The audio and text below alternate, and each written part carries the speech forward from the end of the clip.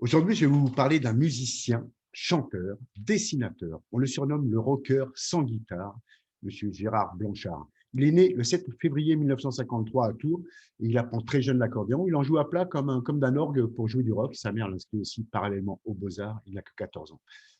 Après son service militaire en 1971, il rentre chez lui, il fait des petits boulots, ouvrier dans une fabrique de miroirs, professeur de dessin, sa seconde passion.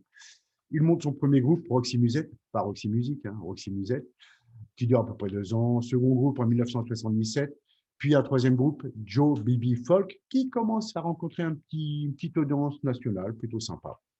Au début des années 80, Gérard Blanchard reprend son accordéon et décide de s'aventurer solo. Il fait des premières parties de divers spectacles. Et en 1980, il rencontre à Paris le directeur artistique de la Barclay, qui sent un potentiel quand même chez ce jeune homme et qui sort du lot avec son accordéon, son rock attitude à l'accordéon.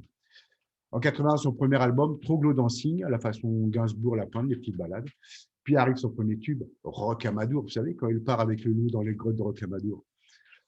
Il est le seul alors en France à jouer du rock sans guitare et à adopter, comme on l'appelle, la rock attitude sur l'accordéon. On le surnomme le pépère de l'accordéon. En 1983, son second album, son troisième album en 84, qui est enregistré à Londres.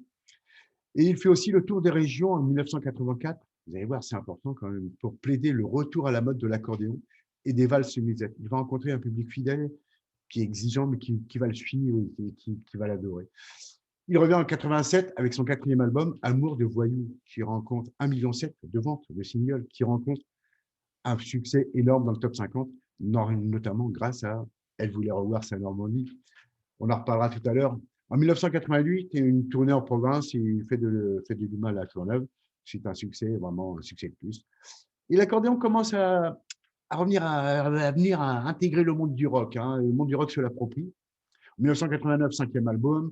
92, encore un album. Il sort son septième album, appelé, alors attention Isabelle et Jacques, branle-poumon. Mais qu'est-ce que c'est qu'un branle-poumon? Les accordéonistes savent ce qu'est un branle-poumon. Eh bien, un branle-poumon, c'est tout simplement le nom en argot de l'accordéon. Il sort aussi, vous allez voir, c'est un passionné d'accordéon, c'est un amoureux de l'accordéon, il sert l'accordéon. Il sort un recueil en 1993 de dessins consacrés à l'accordéon. Eh oui, il sort un recueil de dessins consacrés à l'accordéon. Voilà, c'est en 2003, son 10e album.